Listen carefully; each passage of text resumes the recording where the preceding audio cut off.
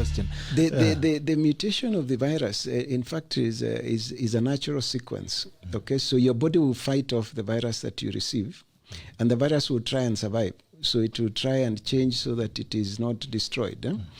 But what happens naturally is that the very severe virus, if you have a very strong virus that causes very bad disease, it kills very quickly. And when that happens, it is no longer transmitted. So the earlier phase of a disease outbreak, you have very many infections, very many deaths.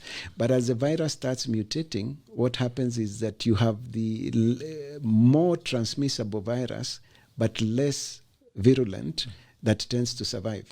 So the people who had the very bad virus tend to die quickly and don't transmit it. So that is how the body basically works. That's how your immunity comes in. That's how the curve flattens. So the curve flattens because people are developing herd immunity. All right. Arab Kuremiat Honorable General, I'm following you clearly and seconding those who resist vaccines. But my question is, why these big political leaders are not taking vaccines? The like of president and this cabinet, I trust nobody. Even the medicine vaccines, I can't trust. Even if I saw the president take the vaccine, I would not take it because it is necessary. I think let's focus on science. Let's stop focusing on celebs. And the rais alisema mwezi nilazimisha kudungwa hiki kitu. Alisema nitaamua mwenyewe kama nitadungwa ama sitadungwa. Alisema hataki pia pressure. So mwaje kusumbua president. General Ramasama, they used the so-called Zelenko protocol on recommendation by the former president and it did not work. Regina Naya says, which charge? You know the definition of charge. First, I know these doctors' moral standards. COVID-19 is a moral issue. WHO is today's world does not know Margaret Saga's IPPF agenda. All right. James Karanja anasema, my friend tested positive for COVID-19, is now healed, but is fighting vein thrombosis as a result of the disease. Yes, the late treatment, you will always have complications. Okay. All right. Doreen Chebe says, I know of someone who tested positive at Cambria. An immediate second test elsewhere showed a negative. Any explanations? Alvin Mwangi, the question is that why these big leaders have not taken the vaccine yet. This Kenya, probably they took it last year. You know, even now, I have seen people who have reported taking vaccines and they are not frontline workers like healthcare workers. So, where did they get it from? Madness. Abi Mwaji, daktari anasema, I would have wished that my senior listened to the professionals in that particular field and those who are the virologists. We were all taught in school that there is no treatment for any viral illness. Only management is possible and also possible. Also surprised that he mentioned hydrochloroquine despite it being disapproved. That's Dr. Mwache. I think Dr. read a little more, you'll be surprised. Chairman, Dr. amesema usome kidogo. Libideri anasema kudos Dr. Wahome are more informed about these animals. Rona, Ombuyi, people are not developing herd immunity. I totally disagree with you. Agree Kenyans have developed herd immunity, but not in the USA. That's a good, it's very interesting. Assume people are not developing immunity against this disease and assume you could get the infection twice, even from another variant. Would the level of infection ever come down? You see, science is very logical. You don't need very many studies to do some of these things. If people are not developing immunity, and if you could get reinfection, science says that curve would never come down. It would keep climbing and climbing because you can get COVID 10 times. That is not happening. And even the Spanish flu died a natural death without any treatment. There were no vaccines. There were no vaccines. SARS ilikuja 2008, 2003 na ikaisha. Tukasema tumekwisha, dunia imeisha. Na ikaisha. Even this one is going to go away. Now there'll be another one that will come. If we don't learn our lessons from this. In fact, Bitok, if you read any paper that talks about how to manage an outbreak of a disease, vaccination has never been used for a disease outbreak, because by the time it takes for you to start developing the vaccine, even if you accelerate like this one, and it takes 1 or 2 years, and it will take 5 years before the whole country has been vaccinated, this disease will have gone. Then we'll be dealing with another one. How many vaccines are you going to produce? How much money are you going to spend on these vaccines? Yeah, so people need to be very careful that you must understand science is very logical.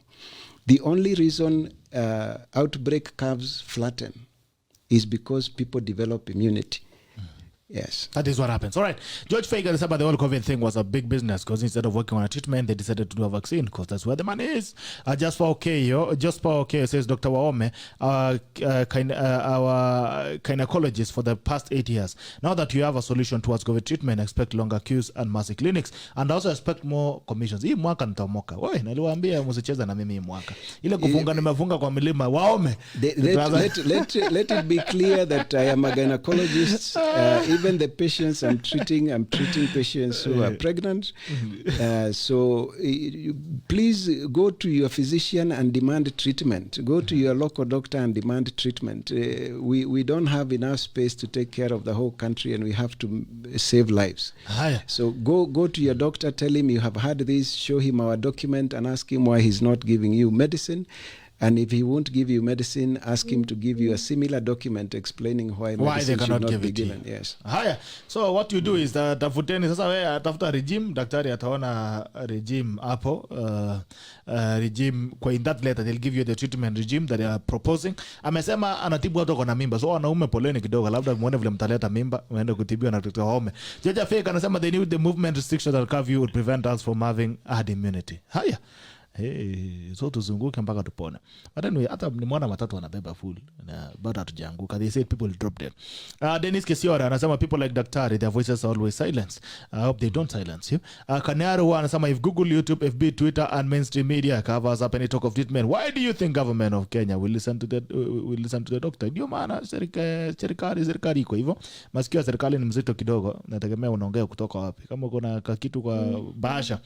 Kevin Okoja anasema Kibrano Collins, in Kenya no one can ever credit you for what you invent. In fact, discredited much a big award you can receive. For sure, this COVID-19 should have been a thing of the past if we adhere to the Zelanko protocol with combination of blood thinners. COVID-19 billionaires can't allow that to happen. Their businesses will shut automatically. Wow, interesting. Naona Joy Gerald, so if herd immunity is working, what happened to our neighbors TZ? If reports online are valid, who is a leader in Africa in Nairobi Hospital? Nasikia amekuja. Okay, let's again address that. Is a good question. The thing is, it is not a good strategy to allow herd immunity to occur naturally, because what happens is that you have so many people getting infected at the same time that you have more people requiring hospitalization that your hospital can sustain. So the idea is slow down the infection with everything you can. So the containment measures were not to stop the disease from spreading. They were to slow it down so that very many people are not sick at the same time. That's what the whole story about flattening the curve is. So remember, even as we speak about the available treatment, we are not saying don't wear your mask. We are not saying don't social distance. We are not saying don't do everything else we have been advised to do for the containment measures. We are saying add this onto everything else so that we can deal with COVID quickly. All right. I'll tell you that. Baru inasema to a fellow Kenyans and people of goodwill, stopping the loss of human life from naona imepotea imeenda. Haya, jaribu kujisomea mwenyewe polepole imewekwa hapo. Anyway, Alvin, I want to answer you for the last time, Alvin. Anasema General, be objective in your reporting. I'm raising sensible questions. Get the history of Dr. WAHOME. He has largely spoken against intersex persons saying they are disabled and he's a doctor. How do we trust him speaking of this COVID-19 stuff now? All right. I'm not going to let Daktari answer. Let me answer him for you. Mambo ya kitanda nimesema tuongelee siku nyingine. We are not here today to talk about intersex or whatever it is, genital, whatever. We are not discussing genitals today. 2, he's talking about the history of vaccine, opposition to vaccine. I've asked him already about the history of the church opposing vaccine, and he has explained it. That is not all the vaccines that have been opposing. And for the ones that have raised concerns, the tests have actually proved that there were elements that could limit reproduction. So, Alvin, I think we close that so that we don't know. You know, kama kuna hasira sana, lakini nimekujibu hata sitapea daktari kujibu, mimi ndo daktari sasa. I've asked him so that we have it very clear. I've asked him about the vaccines, the history of opposition to vaccines, and mambo ya kitanda sitauliza. We'll get another day for mambo ya kitanda. So let's stick to the agenda of the day. Naona Clever Samuel anasema Alvin, you are distracting on the current topic of discussion. Yes, let's remain online. To remain kwa mambo ambayo tunaongelea leo. Kidhai anasema is obsessed with the person rather than listening and reasoning as a stable mind. Haya, sawa. Uliza maswali ingine ya corona, lakini usiulize ya nini ya mambo ya kitanda. Nimesema siku ingine tutaleta mambo ya kitanda. Clever anasema exactly our show and the current show is about COVID-19. Yes, let's stick to COVID-19. Amos To anasema ask the doctor about the issue of global health apartheid. There is evidence that the first world rich countries had already pre-ordered the vaccines way back before even November last while as third world countries have started receiving the vaccines 6 months after the jab. You're falling into a trap. The minute you start talking about like that, then it seems you have already assumed the vaccine is useful. They can stay with their many doses. It doesn't matter. What we need to do is take care of our people with the resources we have available. There is treatment that is available. Let us treat our people. They can stay with their vaccine if they want to keep 10 or 20 doses. That should not be our responsibility. All right. Lea Sifuna says, hi, Doc. Thanks for your exposition. We're going to catch up soon. Uko mashinani. Haya, that is Lea Sifuma. Juan Jagi says, thank you, Daktari. And has been my question after some years. There will be another virus. Are we going to vaccinate the whole human population? Haya, swala nyeti. Abi Mwachi anasema Sini has given me a tackle, but ni sawa. Pole sana. Hii ni tackle na tackle unapokea saa zingine. Chairman, pole sana, chairman, aspiring chairman of KMPDU. Okay, Joel Rama says what Alvin is asking Simambo Kitanda is about biological makeup. I mean, it's interesting. I mean, that's not a convention for the day, Rama. So let's stick to the convention. Siku ingine utakuja tuongelee mambo ya hiyo maneno ambayo Alvin address. Udley and Mokua. Alvin thinks that is on the social scientist, that is on the STL. Tuko wengi. And they're just listening. We'll comment later that that's a social scientist. All right. There are things that aren't us. There's something that has been raised that we're actually going to. Is there a conflict between the bishops in Catholic Church and the Catholic Doctors Association? Because the other day they gave a conflicting statement and disagree with you guys. It is there is no conflict. I think there is a lot of misunderstanding about the relationship, probably both between the doctors and the clergy. We are a professional organization and we give a professional opinion on medical matters. And all our guidance on moral, doctrinal issue, ethical issues come from our shepherds who are the bishops. So we respect the bishops very much. And anytime there is issues of moral or doctrinal advice, then we are guided by them. They have talked about the moral concerns of the virus as guided by the Holy Father. And that is their area. It is not ours. So they have said, if you have no other alternative for safe treatment or for safe vaccine, if the only thing that can save you from COVID is this vaccine and it is made from aborted fetal cells, it is moral and licit to take it. That is the stand of the church, and we have no problem with that stand of the church. Now, as a clinical guidance, as medical doctors, our stand is that the vaccine is not necessary because there is treatment available. Those two positions are not in conflict at all. And even the letter that is available on social media from the bishops was very clear that the position that was taken is a professional position, and we were not speaking on behalf of the church. Basically, we were just giving our medical opinion as medical doctors. Yes. All right, so there's no conflict in between. There is no conflict. Right, so, but you guys speak to the same population. Yes, and that's why it is important we make this clarification. The bishops address themselves to the moral concerns, and that is their area, and they have given us guidance. And as we have spoken to the science, and we have given guidance, so there is no conflict. So if a Catholic faithful wants to take the vaccine voluntarily, there is nothing stopping them from taking it. And if a Catholic faithful feels they do not want to take the vaccine, there is nothing stopping them from not taking the vaccine. So in the end, we will all make individual decisions. The bishops have guided us on the moral concerns. The Catholic doctors have given their opinion. Remember, it is an opinion. You can take it or leave it. Yes, it is. People should not react like we are forcing them not to take the vaccine. We have just given an opinion. Yeah, so there are people who are saying it is good, as we are saying it is not necessary.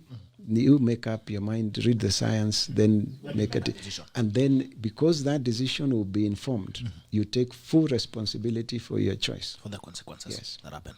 All right. There's something you've raised. Now, the next, after this question, the next question would be the effects, the consequences of this vaccine, what are some of the reactions? But now, before we go to that, you've raised a concern about the protocol of vaccine production. And you've questioned how the COVID-19 vaccine has been come up with. I would want you to tell us, okay, what is the recommended or what is the traditional path in terms of production of vaccines, and draw comparisons against what we are dealing with now, the COVID-19 vaccine? That is not my area of specialty, so I will be going beyond what I am trained to do. The idea is what I can discuss, Bitok, is the what would I call it? The evolution of vaccines. So at the beginning of vaccination, what was done is that you presented the infective material to the immunity, to the natural immune system, respecting how it works. And how the immune system works is that you present that infective material on what we call the epithelial surfaces, so like the skin. So if you cut the skin a bit and you put infective material, your body then goes, the first reaction you get is called cellular immunity.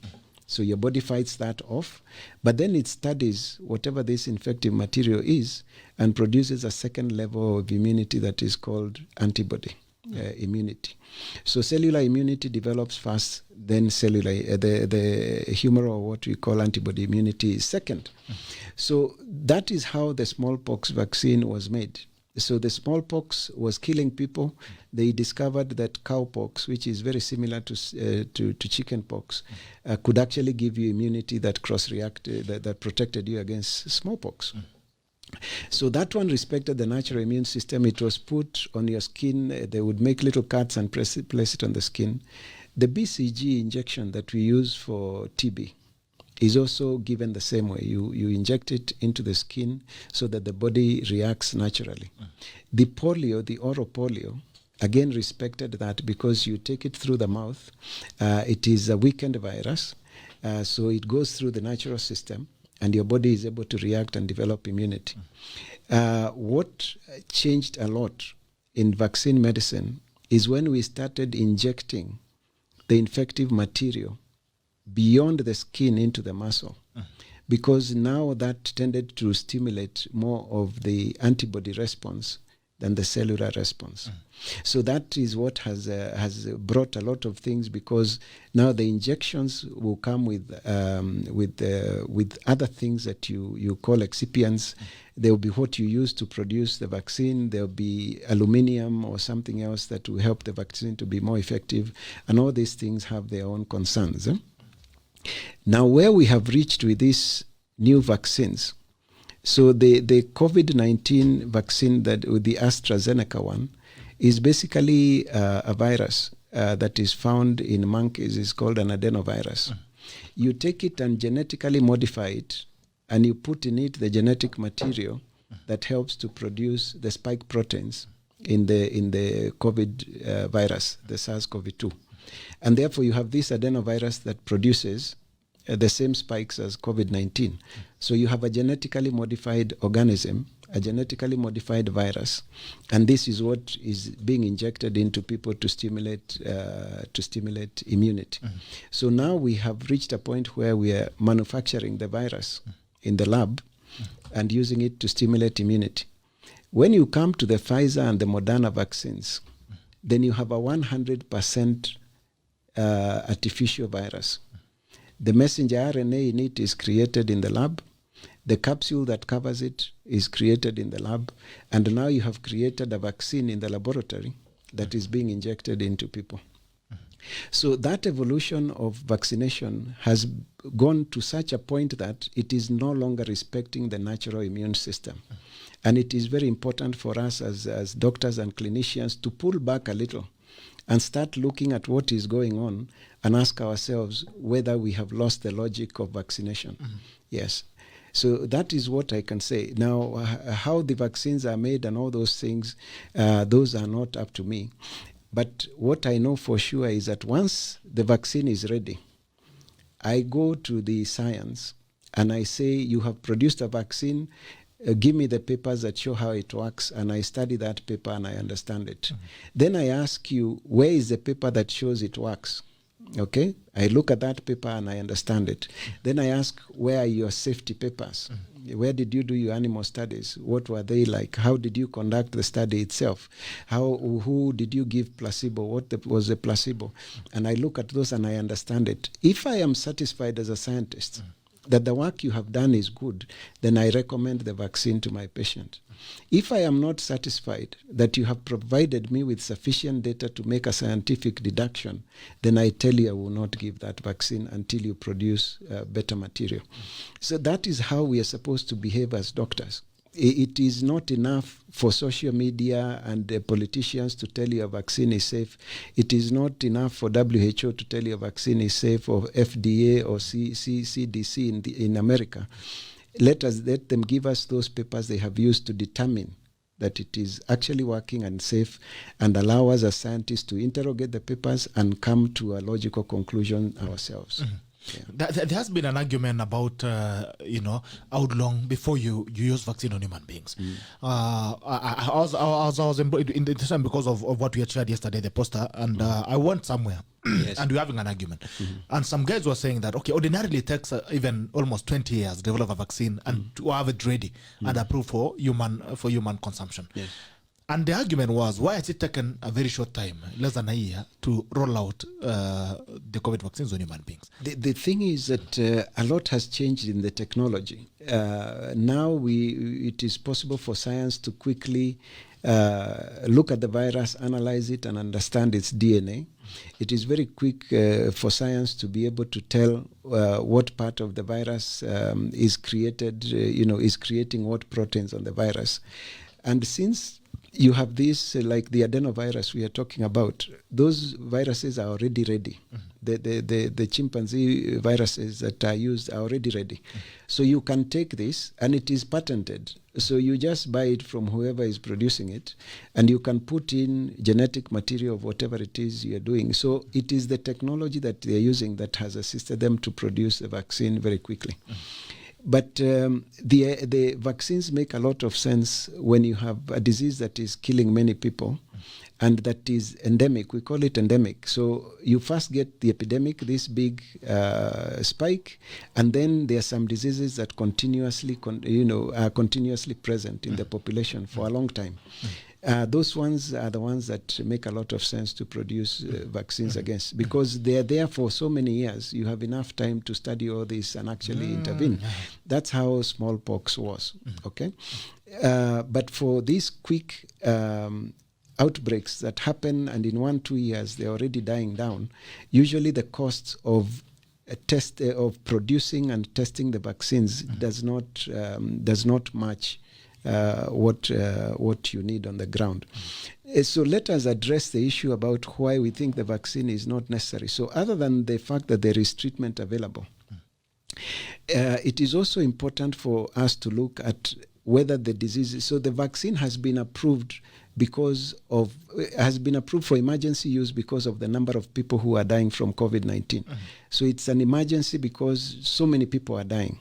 And we are saying we can stop those deaths using medicines. But also let us query the question about how many people have died. So in Kenya, unfortunately, we have lost 1,800, maybe going to 1,900 people now. We have a population of 50 million people. So your risk of dying from COVID in Kenya today is 0.0063%. 0.006. Chances of dying? 0.0036%. It is there in our document. In 2019, we lost about 3,500 people to road accidents in Kenya. So you have twice the risk of dying of a road accident in Kenya today than from COVID. We lost 10,700 people to malaria. So you have a 6 times risk of dying of malaria than from COVID. And then we lost about 25,000 people to HIV. You have a 13% risk of dying from HIV than you have from dying from COVID-19. So if other countries have different figures, for sure, with the documents that we have, the information we have in Kenya today, COVID-19 is not a priority medical disease, okay? But we don't want to lose even one person. And the fact that treatment is available means that the right thing to do is make as much noise about the availability of the treatment. Ask people to go quickly for treatment if they develop the symptoms, and to monitor their oxygen levels if they have had any flu-like disease.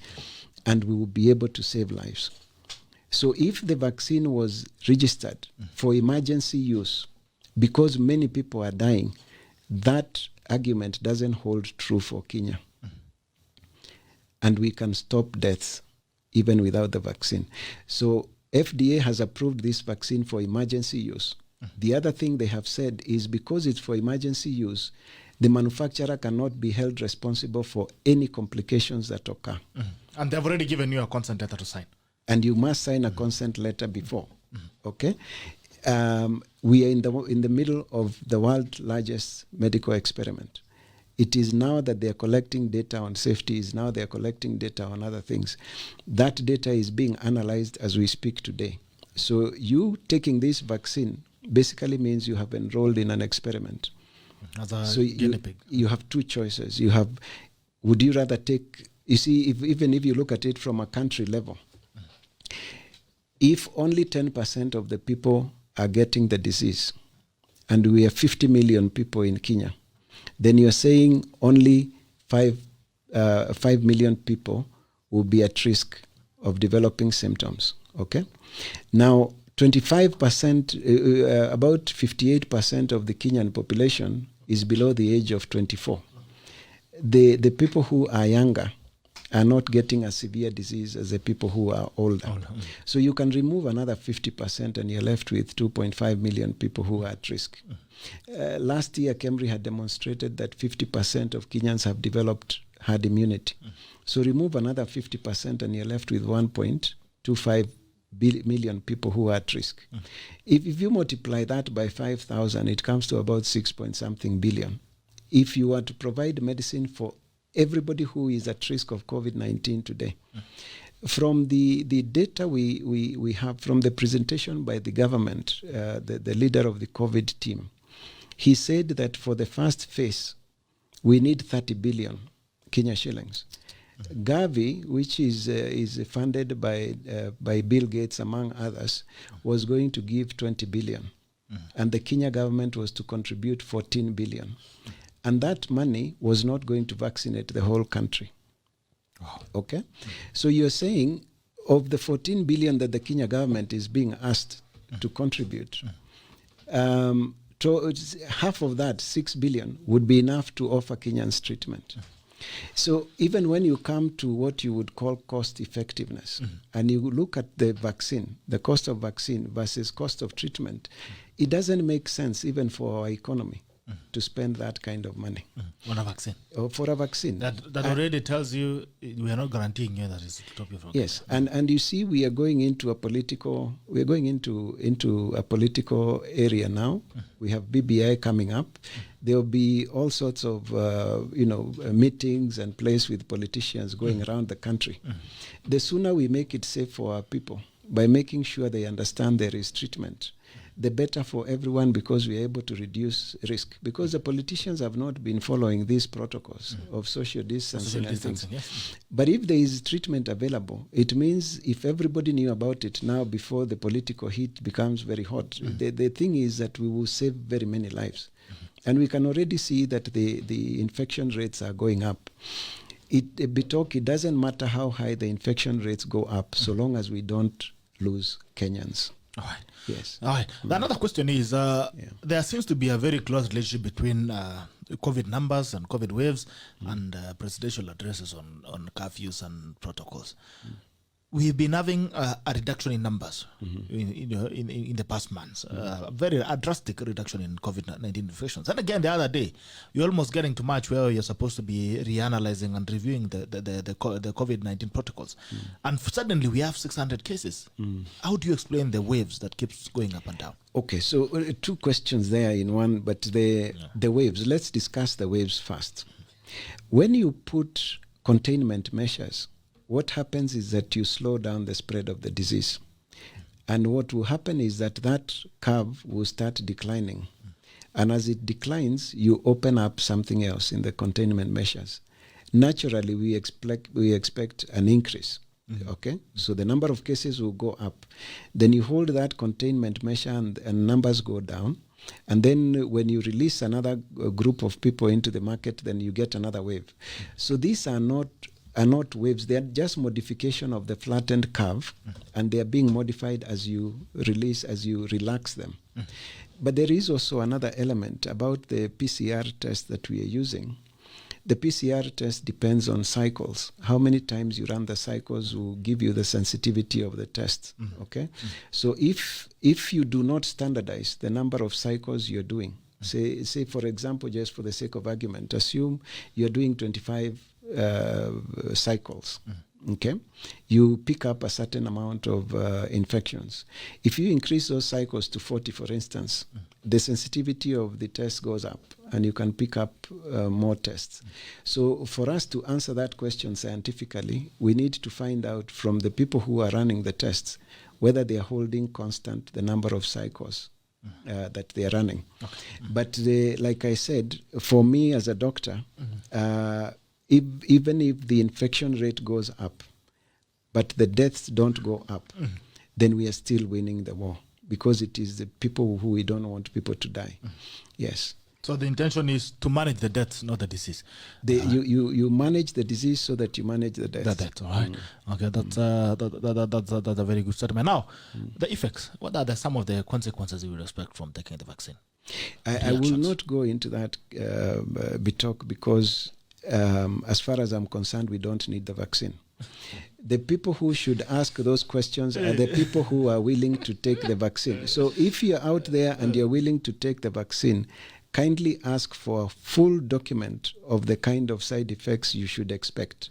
That is your choice. If you want to take the vaccine, please be sure you are informed about the side effects to expect. And again, remember that we are talking about treatment for this disease. The long-term issues are still not known. The disease has been with us for a very short time. All right. So there is still a lot of work to be done. Good morning. Hello. Hello, good morning. Good morning, Tisa. How are you? I'm fine, Bitok. Thank you, Dr. WAHOME, for a nice explanation. Asante sana. Nazungumza na nani? I'm a Catholic, and I'm Michael Mogusu. Yes, sir. I'm calling in from Odaya in Nyeri County. Oh, okay. I just want to appreciate that, because I'm a Catholic and I didn't want this opposition from the Doctor Association and the bishops themselves. But at least I've understood that they are talking from the moral perspective, and they are also talking from science perspective. And I wanted to understand about the vaccination that we are asked not to take for the Johnson and Johnson, so that I understand. It's also not only in Kenya, but it's from other European countries where the Catholics exist. Maybe you can say something about that. Okay, sir. No problem. Thank you so much for calling in. The Johnson and Johnson vaccine is also made from aborted fetal cells, but this time from the eye, from the retina. So it would raise the same moral concerns as the AstraZeneca vaccine. But then again, is a vaccine necessary or not? It's a discussion. Is a vaccine necessary or not? Okay, I want to ask you about, I think we have already answered about the masks, how the mask would help us deal with the pandemic. You already answered that. And I think we have almost 5 minutes to the hand run. So I want to ask you one last question. There's something to ask you. Yeah. Okay. Now, you're talking about, we are now telling Kenyans that the vaccine is not good for them. No. Or it's not necessary. It's not necessary. It's not necessary. Yes. So, in an event that people don't get vaccinated, are we not posing danger to the next people? Are we in any way posing danger to the environment, the people around us? In fact, that is a very good question, and I've seen a lot of that misrepresentation. Again, science is very logical. So, assume you agree to take the vaccine. And the vaccine is supposed to protect you from infection because the vaccine is supposed to be protective. That's the reason you're taking the risk. Yeah. And I choose not to take the vaccine. And COVID comes. Between the two of us, who is at risk? Who is at risk? I think... you see, if the vaccine works and you have been vaccinated, yes, then you should be the one who is safe. Yes. Even if I had COVID, I should not infect you. So what is your problem if I refuse to take the vaccine? You see, it is just logical. How can my not taking the vaccine threaten you and you're the one who is protected? Let us not play games with science. Swali ni hii na ni swali yetu. Ikiwa wewe ushadungwa chanjo ya COVID-19. Na unajua uko safe. Sasa wewe uko safe, uko protected. Na mimi nimekataa kudungwa chanjo. Na nimepata COVID. Wewe shida yako ni gani? Kwa sababu uko protected. It is me you should be praying for because I'm the one taking the risk. Watu waache kucheza na akili ya Wanakenya. The person who is vaccinated should feel very safe and should not worry about people. In fact, they should galavant around because yes, it's safe. Yes, but now you're being vaccinated and you're being told still wear the mask, don't go out, you can still infect people, you can see. So you and I are the same. Ulidungwa ya nini sasa hii kitu?